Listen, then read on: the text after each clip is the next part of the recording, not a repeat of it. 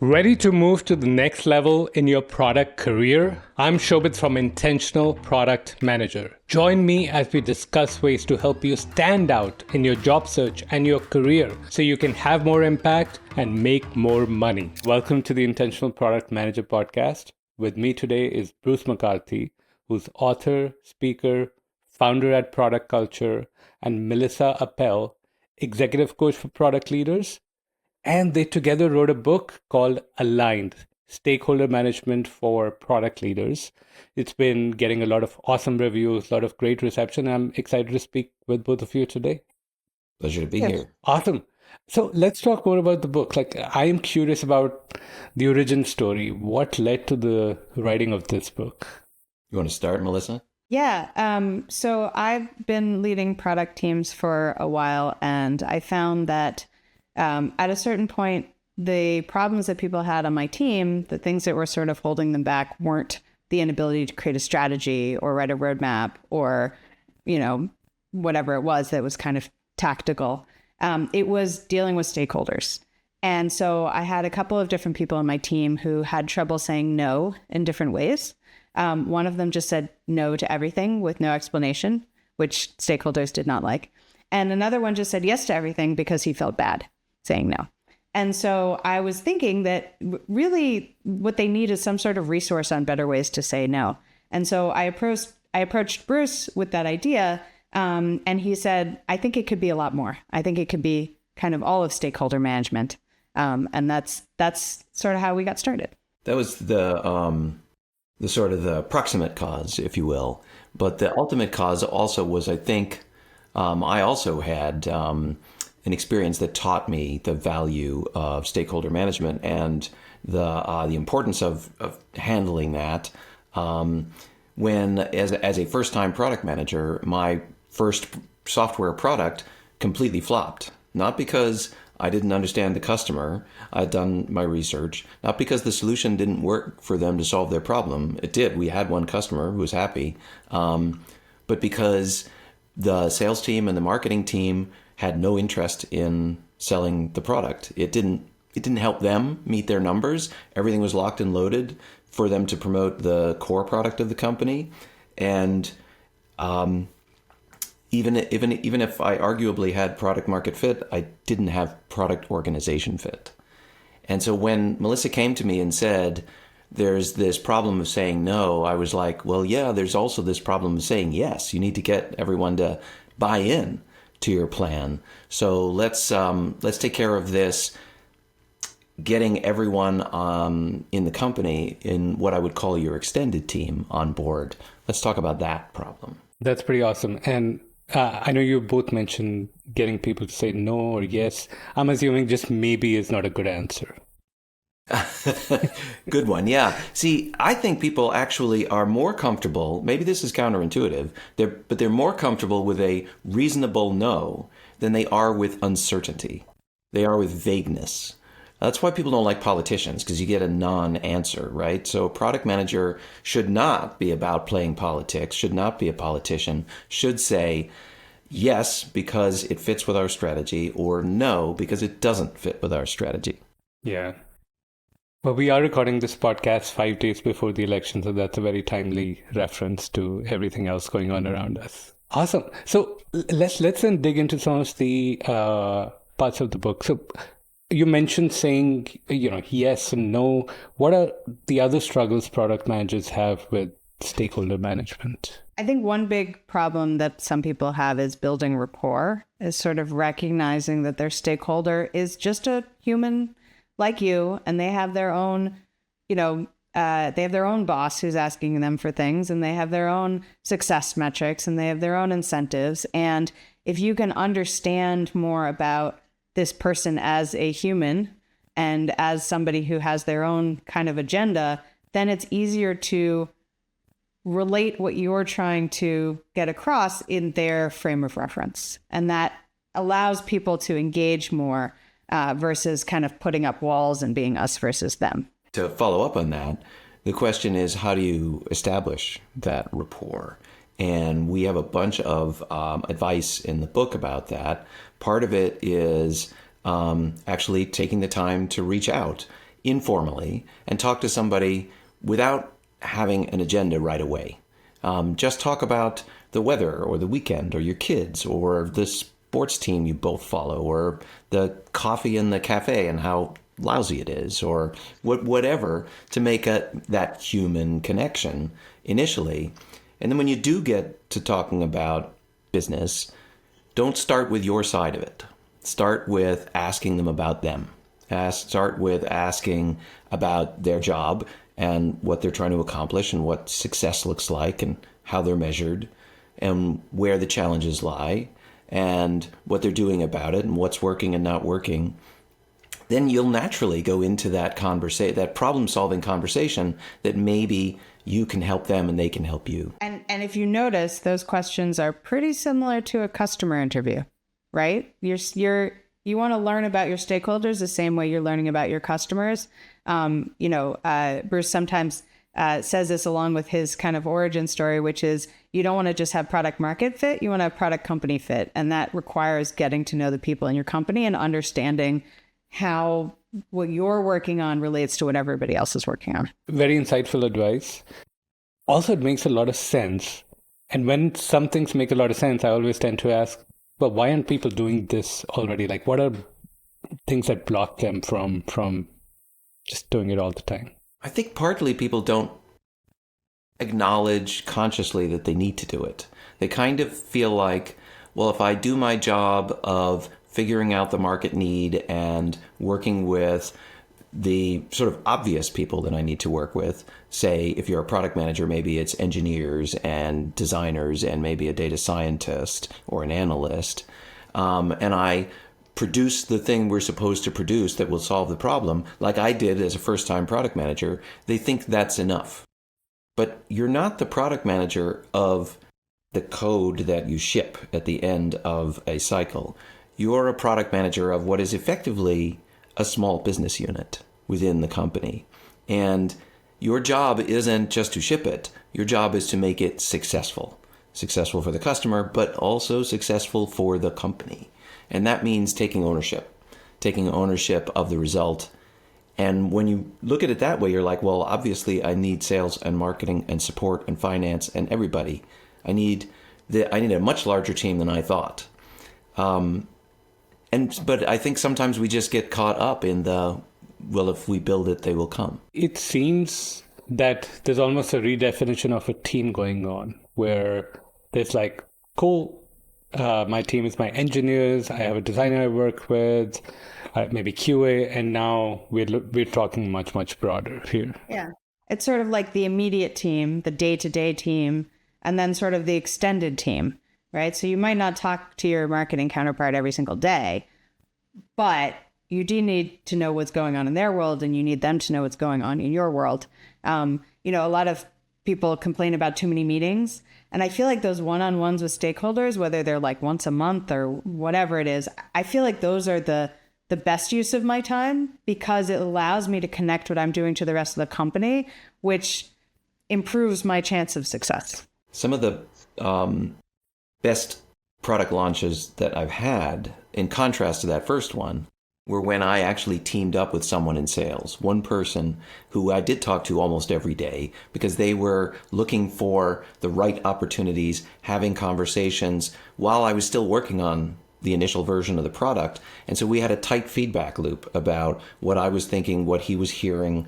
He'd get me on a call. I'd help out with getting the customer on board, but I'd learn a lot in the process. And that feedback loop that we talk about with the customer in experimentation, that feedback loop that we talk about of having a real collaborative effort between the product trio, the product and engineering and design, that should be happening through all of these functions. That's where really successful products come from. I love it. Now, one thing comes to mind, like, what's a good trigger point to start some of these? Is it like onboarding when you're starting in a new team or something else? So if you're only engaging with people when you need something from them, you're not going to be as successful, right? It's like the best time to look for a job is when you don't need one. The best time to like build relationships with stakeholders is when you don't need something from them urgently. So I would say, when you start a new company, definitely go and meet everybody. Go and figure out what all the departments do. But even if you've been in a company for a while, it's not too late to say like, hey, I'm realizing that I think that, product and sales should have a better relationship. I'm curious about what your job is like and what your interaction with customers is like. I'd like to learn from you, right? And you can do that at any point. And I think the best time to do that is, right now. But it's before you actually need something. Yeah. It might feel like there's a lot to do here. You've got a lot to do with your customer research. You've got a lot to do with working with your immediate everyday squad. And this is just another thing for the list. But it's really leveraged, I think, in terms of the long-term success of your product, project, initiative, whatever. And you don't have to engage absolutely every day with absolutely everyone. I think it's possible, as Melissa says, to space it out, not make it an everyday thing. But I think it's also possible to prioritize among the different stakeholders that you reach out to. We've got some advice in the book about how to map out the real org chart within your organization. The official one with the CEO at the top and the lines and boxes that all make everything look really neat. It's not very useful in figuring out who you really need to connect with. First of all, you wouldn't even probably take a cross-functional view. You'd probably just take a up-the-chain view initially. And that, as we've talked about, is not right. But then which functions and at which level do you engage is hard to suss out at first. I'd give a couple of bits of advice about where to focus. One is figure out if the company is sales-led, engineering-led, marketing-led, finance-led, whatever, and emphasize talking to, making relationships with, using the language of that dominant function. And it can be tricky to figure it out.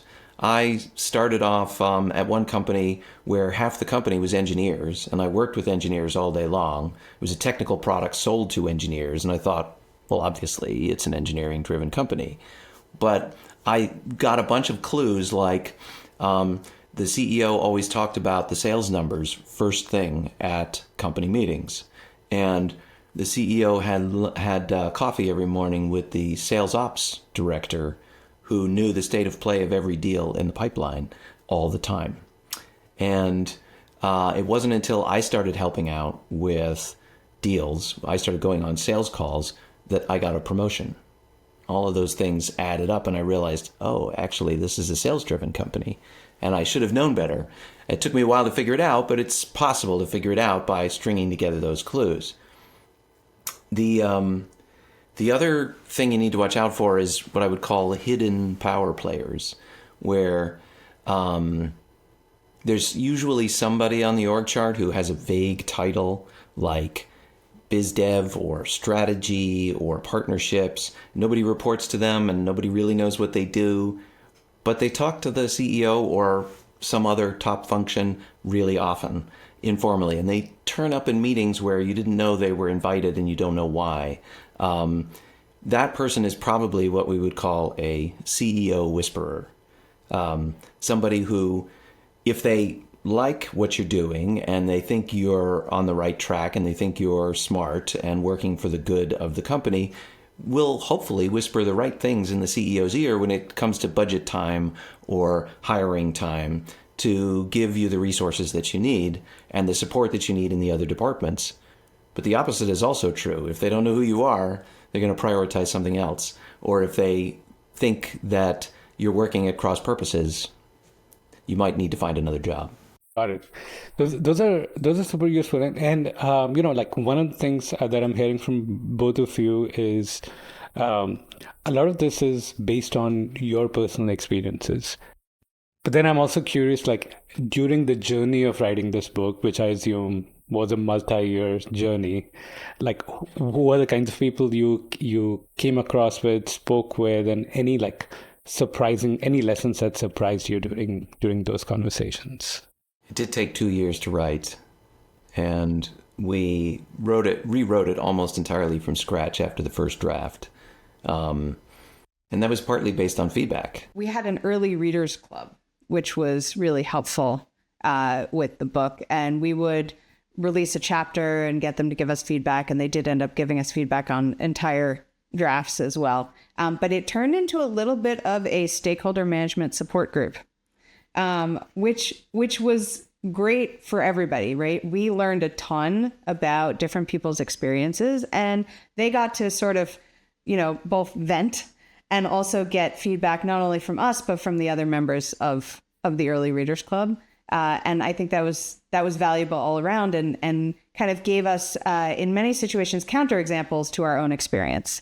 And it gave us examples of things that might happen differently in different cultures or different parts of the world or with different types of people. And that was all very useful to help us have a kind of more well-rounded story and examples. It was great when people would just weigh in right in the Google Doc with their comments and say, this doesn't match my experience, or I would interpret their behavior in a different way based on my company's culture. And that rounding out of the perspective and being able to offer multiple perspectives based on the early readers was super helpful.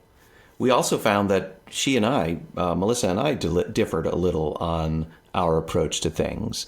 When it came to like, how do you get alignment on a roadmap, we were pretty well aligned. But I was suggesting things like, you really want to have as informal a one-on-one as you can. So therefore, you might invite somebody that you wanted to have a little bit more time with out for coffee or a drink after work.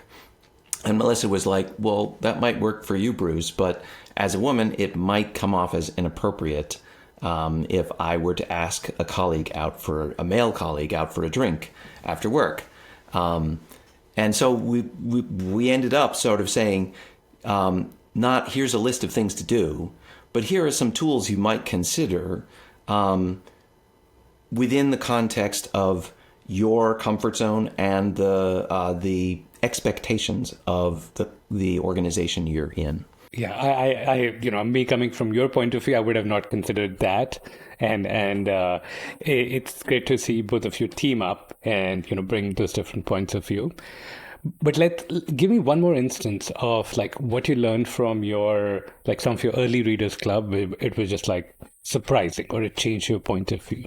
I'm going to go with empathy. We have a whole chapter on establishing rapport that is really about gaining some empathy for your stakeholder. Melissa alluded to this a few minutes ago. Asking about them, trying to understand them as a human, and repeating back to them what they've said to make sure that you got it right, and to show to them that you're trying to get it right. And when they say to you, yes, exactly, or yeah, you got it, or I couldn't have said it better myself, then you know that you have cemented a relationship and gained some empathetic connection with that person. So we really have emphasized that. But there were places in the book where, in our first draft anyway, we were coming off, I think, as unintentionally judgmental about stakeholders. Oh, CEOs, they just randomly get ideas on airplanes from reading magazines. Oh, salespeople, they'll say anything, promise anything, they don't care what the consequences are. And those kinds of really prejudicial comments that are not specific to any one person, but to a group. And they called us out on that, our early readers, and I was like, damn, they are right. We need to rethink this, and we need to really double down on this idea of turning people who may come off as combative or selfish or short-sighted, making the story reveal that they're just human beings like you are. They're just trying to do their job like you are. And your job is to find common ground. Yeah, it was, we weren't taking our own medicine, right? Which is like what we realized. We're like, yeah, get to know them as people, but like also those salespeople are terrible. And so it was like an us versus them kind of thing. And that's actually, I think, one of the biggest triggers that caused us to rewrite the book from scratch after the first version, because we're like, there needs to be so much more in here about empathy and about understanding other people's points of view and about, the whole like Kahneman, Tversky, like the things that we subconsciously do that don't make sense. And just sort of realizing that if somebody's behavior seems irrational to you, it's probably just something you don't know yet, right? It's clearly rational behavior to them, and you just have to figure out what's going on rather than dismissing it or getting defensive. And I think that's something, I think that's probably one of the biggest learnings from running the concepts by people and by running the drafts by people, that we realized that we were giving advice but not taking our own advice. Yeah. It also turned us, this kind of happened organically, onto writing the book, not just as a sort of how-to textbook, but also as a story.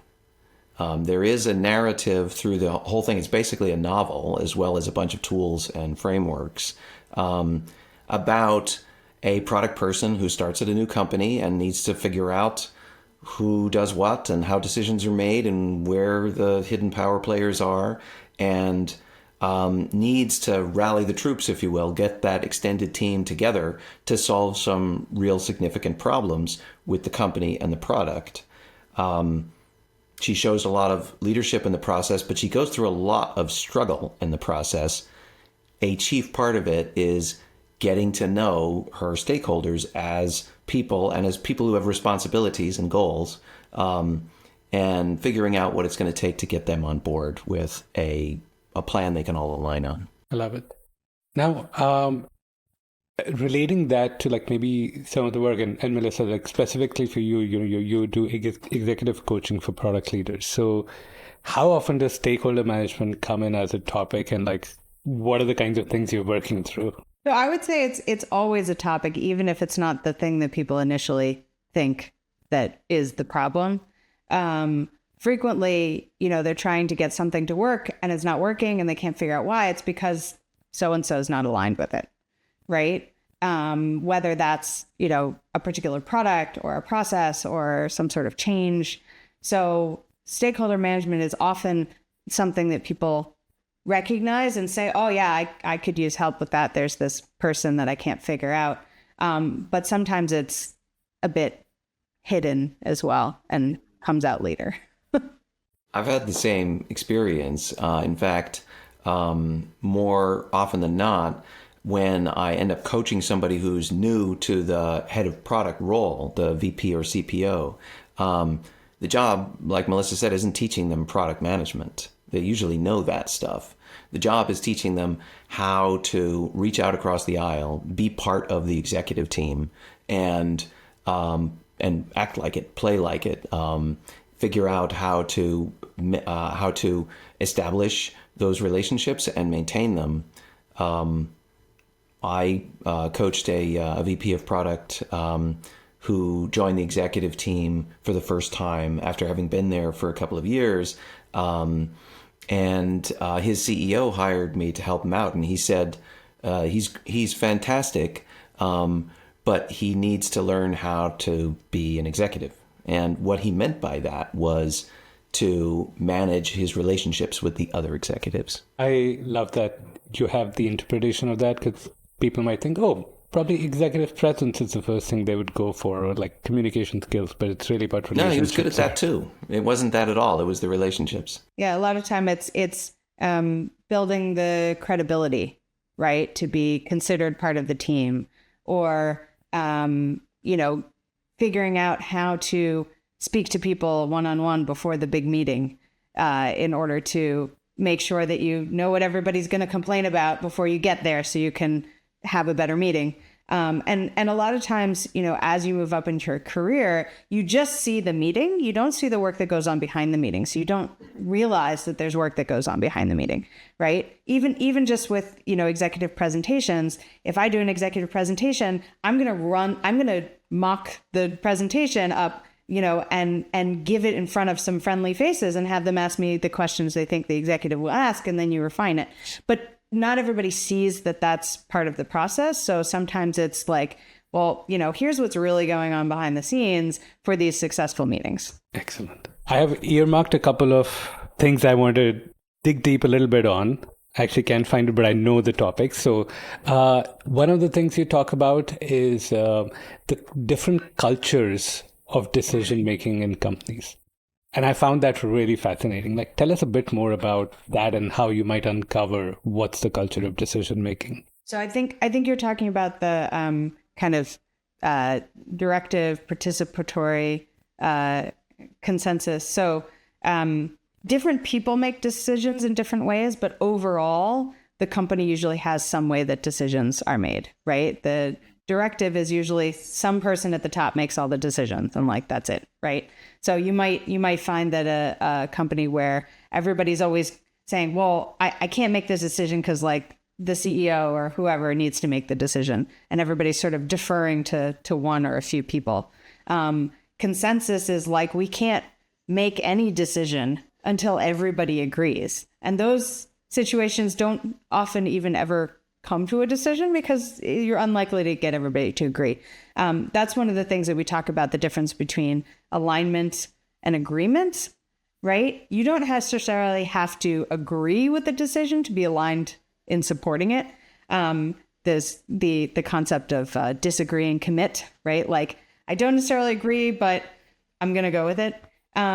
But participatory is the way that we recommend, which is essentially you have one decision maker, but they are obligated to get feedback from a variety of different people before making the decision. So people have input, right? But it's not a democracy. We don't just vote.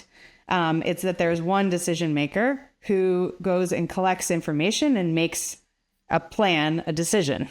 And then I've found that sometimes if something is blocked, right? You're trying to get a product out the door and you can't figure out why it's not progressing. Sometimes it's that you don't know who the decision maker is, or the decision maker isn't in the room, right? The decision maker hasn't even been involved and everybody's deferring to somebody who hasn't even been part of the conversation. So sometimes what's helpful is to identify a decision maker. Okay, we're getting blocked. We can't figure out what's going on. Who makes this decision? Is it me? Is it you? Is it somebody else? And often that will help unblock it. And knowing how the company tends to make decisions is helpful because okay, well, we need the COO to make that decision. If you know that that's the person who tends to make the decisions, then now you know how to get things unblocked. That's the diagnostic question, I think, is just to ask when things seem to be stuck, whose decision is this? And if everybody's kind of looking at each other and nobody knows, then propose something. Say, I think it should be the VP of product, or I think it should be the CEO if it's hugely strategic, or whatever you think, and see what kind of feedback you get from people there. They might say, oh, it doesn't have to go all the way to the CEO. I think so-and-so can make this decision. And now you have at least a straw man, a potential decision about the decider, and you've unblocked the situation enough that you can move forward. I actually wish I had some of this language now way back when, because I remember I was interviewing at a company which had a more participatory culture, and coming from a company that had very much a directive culture, and they were puzzled by my stories and why I had to get this permission to get this decision made. And I wish I had the language to explain the differences, and I think I would have done a lot better then. It's it wasn't that I was being indecisive. It's that this was the culture of the company, and this is how we had to get things done when I was there. Yeah, exactly. Now, one more thing that surprised me in the book was, this concept of mining for conflict. And it seems like, hey, it's the opposite of what product leaders should do. Why look for conflict? So tell me more about that concept. I borrowed this concept from Patrick Lencioni, who's written a bunch of business books like The Advantage, and my favorite is Death by Meeting. He says that you're mining for conflict, not that you're trying to get people to disagree, but that you're trying to get them to reveal that they disagree so that you can come to a better and more durable and more genuine alignment. If people feel safe in saying in expressing their doubts. Well, what happens if, there's a proposed decision, but there are some risks, there's some uncertainties. Can we talk about those? Sometimes people will get to the end of a meeting and just say, okay, yeah, sure, fine. When they don't really agree, when they have some hidden doubts, and then they won't actually follow through because they were just saying yes to get out of the meeting at that point. And you want to uncover those things. You don't want to let people break up the meeting with a decision that's not really made, that looks like it's made but isn't. And you have what I would call shallow alignment or fake alignment even. I've been in situations where people say they've aligned and then gone to their next meeting with their own team and said, yeah, we agreed on these 4 things. We're only doing 2 of them. Just ignore the others. And that's a signal that there was fake alignment, that they just said yes to get out of the meeting. And they didn't. In that case, I talked to the guy afterward and asked him what was going on with that. And he had to admit he didn't feel safe in disagreeing openly in the original meeting. So we have a bunch of techniques to try to bring out those hidden objections or worries, like actually doing a challenge round where everyone in the room is expected to produce one doubt or risk or challenge to the plan for discussion. And so now it's not only safe, but expected that you will say, well, I wasn't going to say anything, but there is this possibility if we don't take care of it. And a lot of the time, we've done this in workshops, a lot of the time what happens is the plan doesn't fundamentally change from the initial plan after the mining for conflict, but it becomes more robust because you've played out the alternative scenarios and you've put in place some risk mitigation or some refinements to the objectives or the plan. And now everybody is much more confident that it's achievable.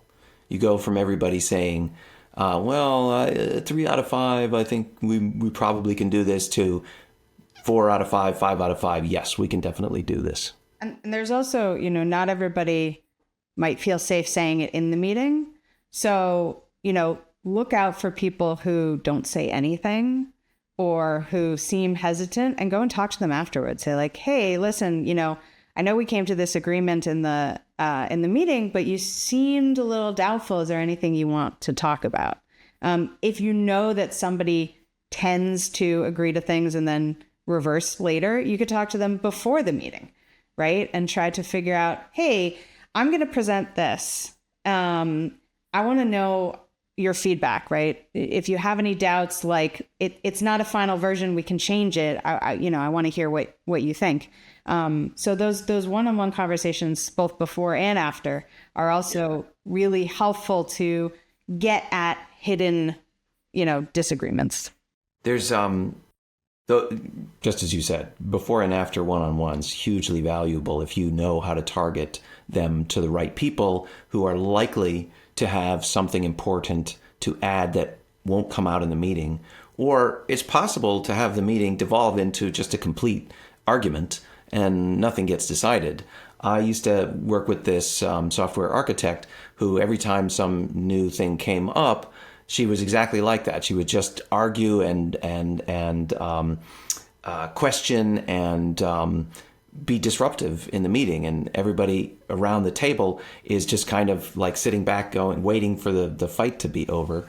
And the only way I found to diffuse that was to have a one-on-one about that topic with her before the team meeting to hash out any concerns that she had. And once she had a chance to be heard and acknowledged, and again, her concerns addressed in some fashion, then she became an advocate in the meeting. And so I was sort of pre-mining for a conflict, if you will. There's also the idea of that if it's a big decision or a big change, that it shouldn't be a surprise to anybody in the meeting, right? The meeting should be more of a confirmation instead of a presentation. I worked with a client who We had discussed he and his team needed more time to do discovery and to kind of validate the things that they're working on the roadmap. So I said, your engineers are going to love you. Here's what I propose. You do a tech debt quarter. And he's like, actually, that would be super helpful. We have all these things we need to do, and it would give us time to like flesh out and validate the things we want to put in the roadmap. I'm like, okay, you need to talk to the CEO today about this. And he's like, okay. And then, the next week, we were supposed to have a one-on-one. It didn't go through. Oh, I forgot to mention it. And so the day of the big kind of, first day of the quarter, engineering, I think maybe it even already started. He's presenting this kind of big bang reveal of this roadmap. And of course, everybody has questions. It's the first time they've seen it. And so they're just trying to be helpful. And he's taking it as criticism. But the whole thing could have been avoided if he had gone one-on-one to people in the beginning and said, hey, I'm considering this change. Like, do you have any concerns? This whole idea of mining for conflict is a powerful concept, and it plays out more than just in the meeting where you're trying to test. It makes it explicitly bringing out disagreements and talking about them in an emotionless way about, well, the pros and the cons and the risks and the mitigations and so on. And we're just trying to all together discover the best path forward. It makes for a culture of discussion, of debate, of transparency, of we're talking about the real stuff that carries over throughout the organization. And I think that's, somebody said the person who wins wins the argument is the one that has the most accurate picture of reality. Well, the more we can bring out everyone's diverse points of view, the more accurate and complete our picture is. Love it. Now, one last question from my side, and now I'm going to go beyond the book. And since you both work with product leaders all the time, you're coaching them, what are some of the topics that are top of mind at this point for them? Well, founder mode is making the rounds right now. This concept that you should, as a founder, not always just be a manager, a technocrat, someone who's managing and overseeing a process, but that you sometimes need to just dive deep and just make directive decisions yourself. And so I think there are opinions among the people that we work with directly on both sides of that. A whole bunch of VPs of product, when that article came out, were just like, oh my God. Here we go. Because their whole job, it feels like sometimes, is corralling founder CEOs who have the idea of the week, right? But that fails, again, the empathy test. Number one, there's a reason that the CEOs are in the position, and the other founders, that they're in. They figured out something good. So there's probably a germ of truth in whatever it is that they are putting forward. And number two, I think it's a balance. It's a find the right time and place for founder mode.